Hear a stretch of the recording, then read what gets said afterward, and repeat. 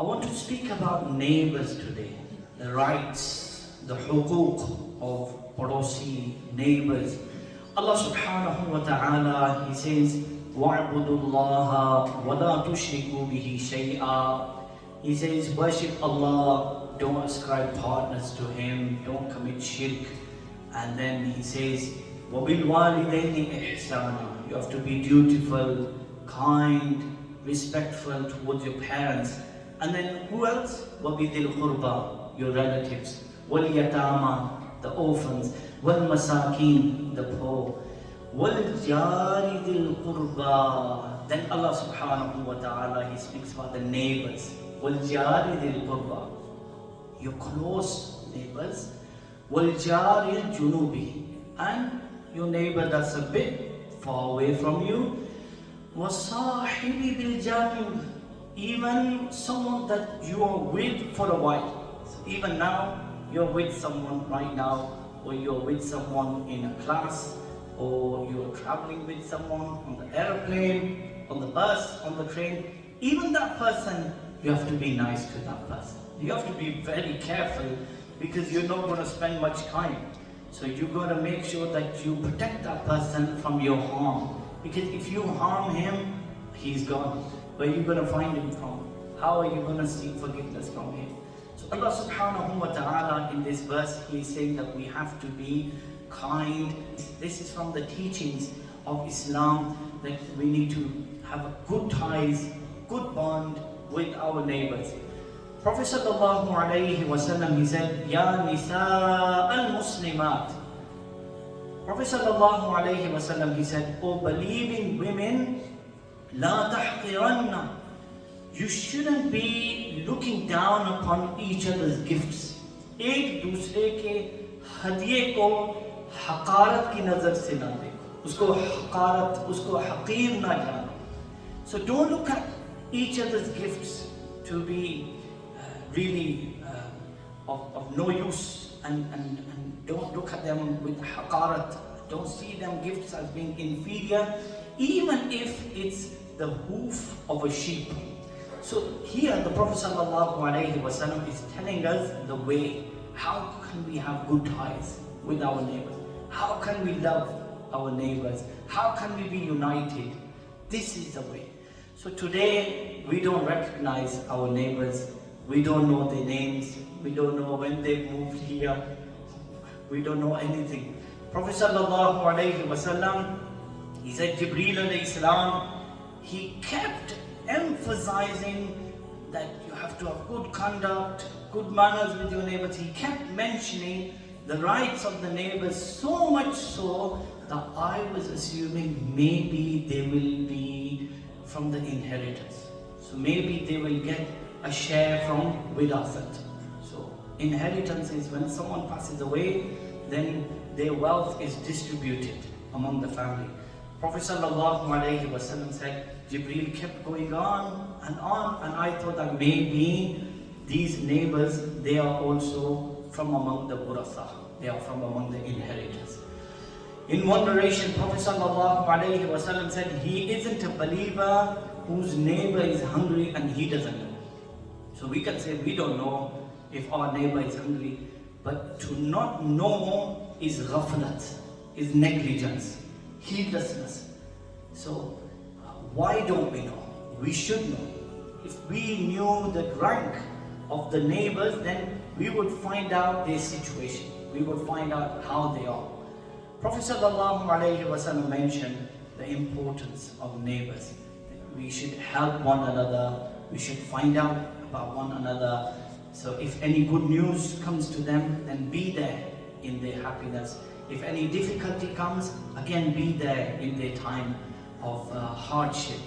And this is also from the teachings of Islam, that we should give gifts to one another. Give gifts to our neighbors. And this way, inshallah, we can try to love one another. So your next door neighbor has his own right. وَالْجَارِ ذِي الْقُرْبَى. وَالْجَارِ ذِي الْقُرْبَى is your next door neighbor. Allah subhanahu wa ta'ala also says, وَالْجَارِ الْجُنُوبِ, the neighbor that lives a few doors by. Also, وَالصَّاحِبِ بِالْجَنْبِ. So for neighbors, three words, separate words have been used here. وَصَاحِبِ بِالْجَنْبِ. Even your hamnashin, someone that you are spending time with, someone that you are sitting down with for a while. So try to give them happiness and protect them from your harm. Don't hurt them. So no neighbor, in one narration is mentioned, no neighbor should stop his neighbor from inserting a piece of wood on his wall. So is your wall, Prophet ﷺ is saying, let your neighbor use your wall, insert a piece of wood. So this way Prophet ﷺ is saying, if you can benefit your neighbor from yourself, from your property, then go ahead. So when our hearts are connected, then we will help one another. But if our hearts are not connected, then there's going to be hatred, there's going to be malice, there's going to be enmity, there's going to be jealousy. And when this is the case, then how are we going to fulfill each other's rights then? So this is why Prophet ﷺ said, give one another gifts, and this way, inshallah, love will be created. And it's not what you give, it's the thought that counts. So your neighbor gives you a gift, it's the thought that counts. And these are the teachings regarding how we should socialize, how we should connect with our neighbors. And sadly, we've left our teachings, and we've left the teachings of Islam. छोड़ के तेरा दामन रहमत आका हमसे भूल हुई खो दी अपनी कदर व कीमत आका हमसे भूल हुई. We've left them, and because we've left the teachings of Islam, we've made our lives living hell.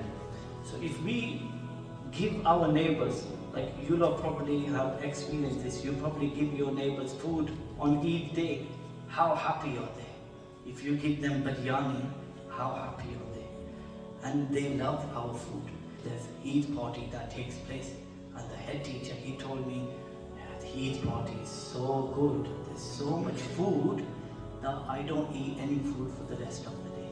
That's how much food there is. So also one of my friends, he said to me that I went to this Eid party, iftar party in a mosque, and he said there was so much food, and my Muslim brothers were eating so much, and I was thinking, how are they not gonna collapse after eating so much food? And he said, I had to eat a lot because my brothers were saying, take it. And I thought to myself, if I say no, they might be offended. So when we connect with our neighbors and our brothers and sisters in humanity, we see how happy they are this way as well. So today what's happened is giving gifts. हमने इसको भी एक रस्म के तौर पे समझा है. We've made giving gifts like a custom, a tradition. So we only give gifts during occasions. For example, weddings.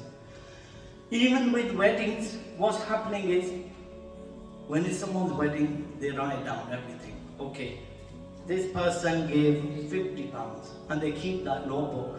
So when it's that person's wedding, how much are they going to give? They're going to give 50 pounds. So giving gifts, we made it more like a qarz, like a debt. And he gave me this amount, so I'm going to give this amount. And you know, gifts, they were meant to be a means of love. Giving gifts now is a means of enmity as well. So for example, I gave 50 pounds. Now it's my son's wedding, he only gave me 20 pounds. Why did they give less for? So this is the work of shaitan. Shaitan, he destroys our good deeds. So to give gifts, we are taught that we shouldn't even wait for occasions. We have this thought that we should give this person. What happens is we discuss with the family, and the family will say, no, don't give him a gift now. His daughter's getting married next month, so just give it then. So when the thought comes to give a gift, we should go ahead and we should give the gift for the pleasure of Allah subhanahu wa ta'ala. This is when we will see the good effect. So we give when everyone else is giving, as a custom, rasam rivaj. We give it in front of everyone. We give it to show off. We should give such a gift that will make the person happy, means of ease and comfort for that person. So today we just go with the flow. Why is there a box of Ferrero Rochers, a box of mithai? Everyone just giving that. Now what happens is someone's wedding and he's got so much mithai, he's got so much chocolates at home that he can't finish it all.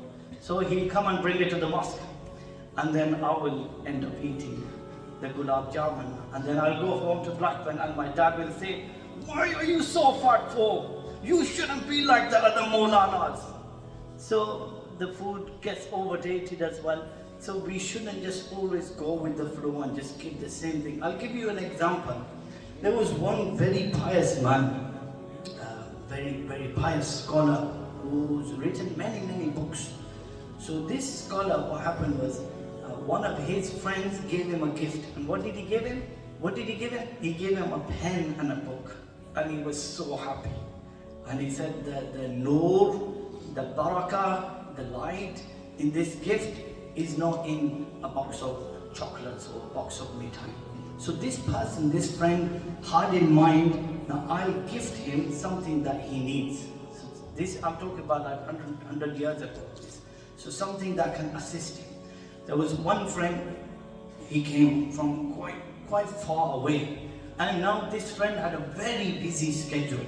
So the friend wanted to hold a feast for him at home, and he realized that, look, he can't come to my house now because he doesn't have time. So what does the friend do? The friend gives him money, gifts him money, the money that it would have taken him to hold the feast. And the friend gets so happy and he puts this money on his head. So again, this is how we should be. Whatever gifts we get, we should take it with two hands and we should be grateful. We shouldn't look down upon these gifts. So he was really happy and he said, this is better than any feast. So the scholars, they say, regarding gifts, they say we earn in different ways. Like we earn money, we go work, different ways we earn things. And they say the most blessed income is the income that you get as a gift. Because they say that the gift that you've been given is out of love. It's out of the pleasure of Allah subhanahu wa ta'ala. So for example, you get ittar from a friend, you take it. This person is not showing off. He's not giving you something massive. He's giving you for the pleasure of Allah subhanahu wa ta'ala. So this is when we will see the good effects of such gifts. So after waiting, the gift that comes, the scholars, they say, is not blessed. So for example, there was one very pious man and he was propagating the deen and he was very hungry, very hungry. So his students, they come and he's teaching them, preaching. And one student realizes that my teacher is very hungry, so he gets up and he leaves. Now the teacher, he had this in mind. So his student comes, presents food, but the teacher didn't take it. And he said, the reason is because I realized that you had gone to go get me food. So, and I remembered the narration that when you wait for a gift, when you wait for something, it's not blessed. So this is why I didn't accept it. But later on, his student, he knew this narration. So he offered his teacher again, and then this time his teacher accepted it. So this is why when a thought comes to mind that I should give my friend, my neighbor a gift, we shouldn't wait for occasions.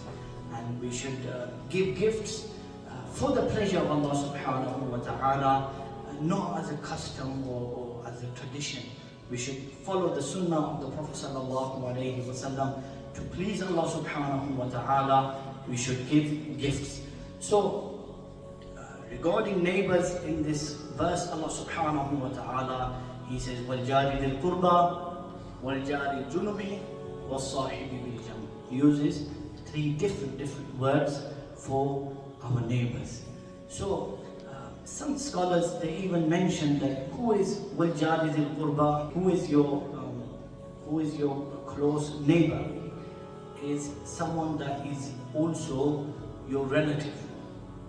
Your close neighbor is someone who is your relative. And Waljari Junubi, the other neighbor that's few doors away, or your neighbor that isn't close, is someone that's your neighbor, but he's not your relative. Or some scholars they say, Waljari Dil Qurba, your close neighbor is your neighbor that's Muslim. Waljari Junubi is your neighbor that isn't Muslim. So this is something that the scholars have mentioned under this verse. Like Prophet Sallallahu Alaihi Wasallam, he said, some neighbors they have 3 rights, some neighbors have 2 rights over you, some neighbors have 1. So your neighbor, that's your neighbor, he's your relative and he's Muslim, he has 3 rights over you. Your neighbor that's Muslim, he has 2 rights over you. Your neighbor that's not Muslim, that's not your relative, he has 1 right over you. So even our neighbors that are ghair Muslim, they are not Muslim, it's mentioned that we should protect them from harm. We should be there for them. Anything good comes to them, be there at the time of happiness. Any difficulty comes to them, be there during their tough time. So when it comes to their aqidah, we don't like it.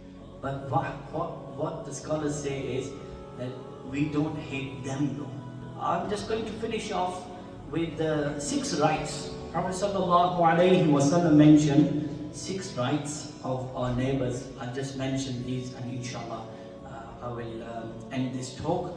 Prophet Sallallahu Alaihi Wasallam said, number 1, Pehla haq, first right of your neighbor. If he is in need, usko koi darurat hai, koi majburi hai, he's in any need, you use your best ability to fulfill his need and be there for your neighbor. Assist your neighbor. So people today think that only zakat is obligatory. That's it, we only have to give zakat once a year. No. To feed your hungry neighbor is fard as well. So this is the first haq, the first right. We need to keep in touch with our neighbors, and if any of them are hungry or they need anything, they are in need, if we can assist them, we assist them. Number 1. Number 2, if they ask for a loan, then we give them. Some scholars they say giving loan, giving qars is actually more rewarding than giving hadiyah, than giving gifts. What the pious would do is they would give money to their neighbors as qars, as loan, but then they would understand that maybe he's struggling, so they would say, you know what, you don't need to pay me back.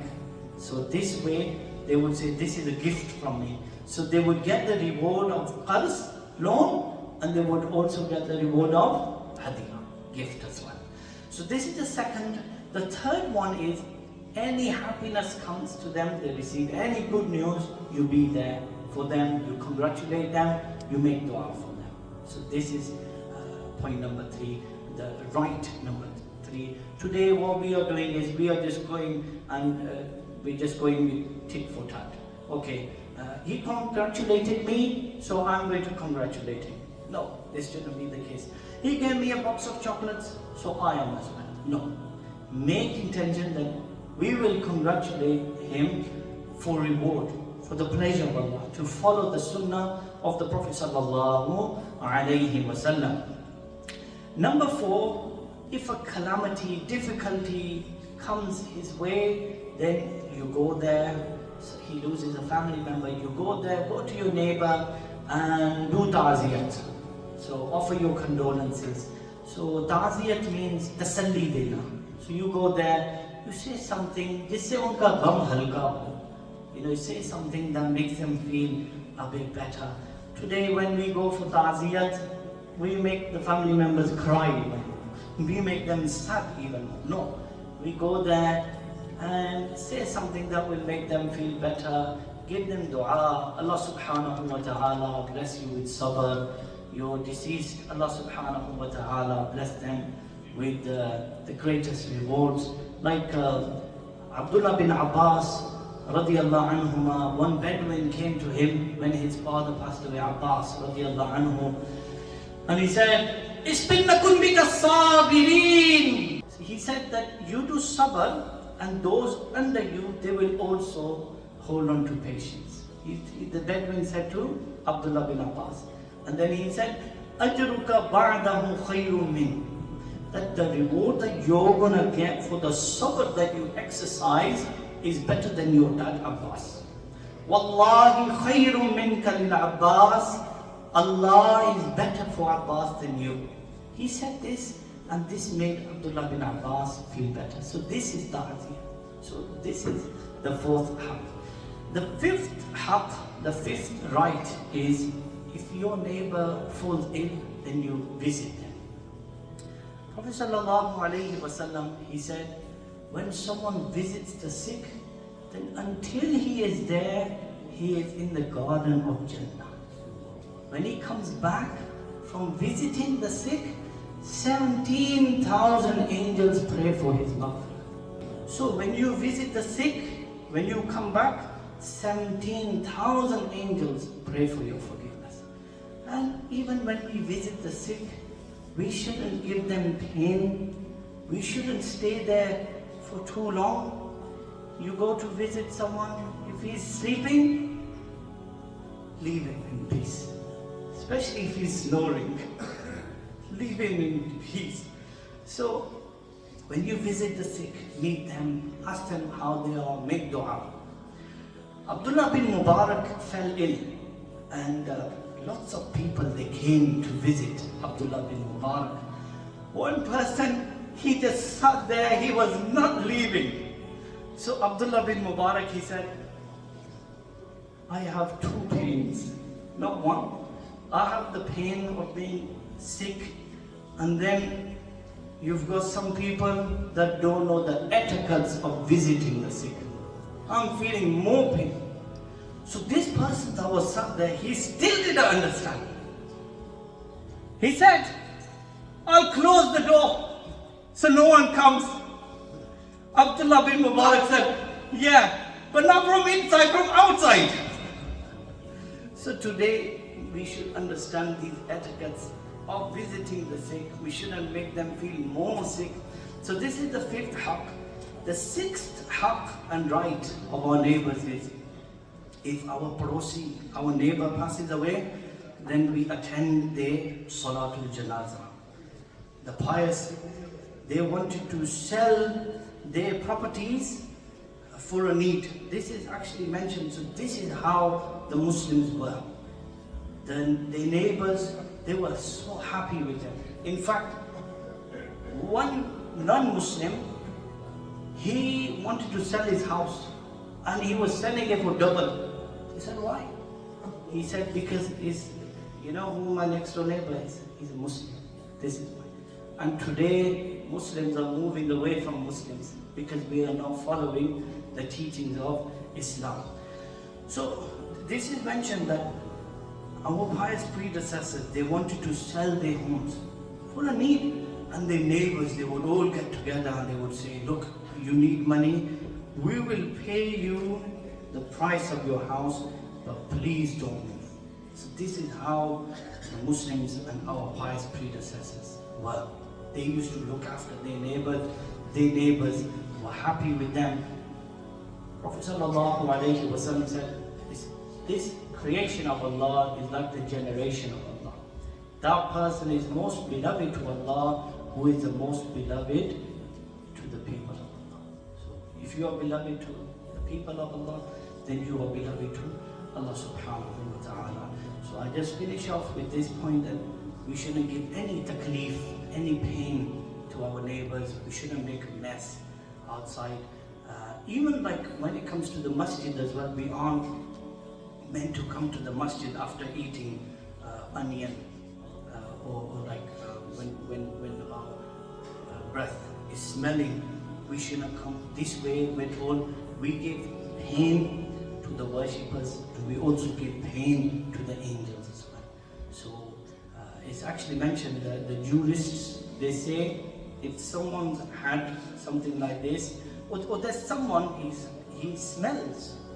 They say Jamaat usse maaf hai. He doesn't have to come to the congregation. Someone that smells, because he's going to give pain to others. In fact, if he comes, such a person comes, he will be sinful. So Allah subhanahu wa ta'ala grant us this realization. And today is sad if our neighbors have to say at 11 o'clock at night, excuse me, I'm trying to sleep right now. Please, you're on your phone outside, you're talking, I'm trying to sleep right now. This shouldn't be the case. We shouldn't take anyone's disabled day. Or there's some neighbors, they probably have a disabled person in the family, so they're on a wheelchair. So how are they going to get out if we parked right outside their door? Or we shouldn't park in someone's driveway, a double yellow line, we're going to be blocking the way this way. So may Allah subhanahu wa ta'ala give us all the ability to follow these teachings, and may Allah subhanahu wa ta'ala give us the ability to perform every good deed and abstain from every sin. وَمَا تَوْفِيقِي إِلَّا بِاللَّهِ عَلَيْهِ